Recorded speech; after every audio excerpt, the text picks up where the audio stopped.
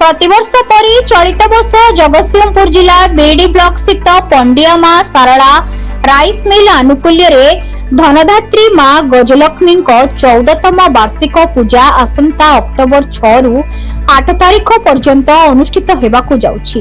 शारदीय पूजा अविवाहित पूर्वरु मां को मूर्ति निर्माण पाई रविवार मूलाष्टमी तिथि रे यथाविधि पूजार्चना करा जायतला।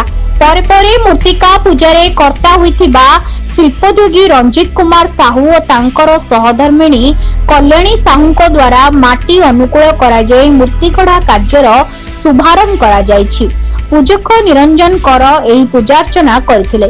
सूचनायोग्य एही शारदीय पूजा पंडिया अनंत ब्रह्मपुर नुआडाणा ग्रामर समस्त ग्रामवासी सहयोग रे प्रतिवर्ष धूमधाम रे पालन करा जायथाय।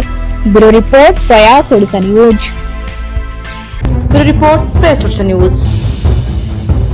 न्यूज को अपडेट पाई शेयर लाइक सब्सक्राइब करूँ। अधिक खबर पाई www.prayasodishanews.in सर्च करूँ। धन्यवाद।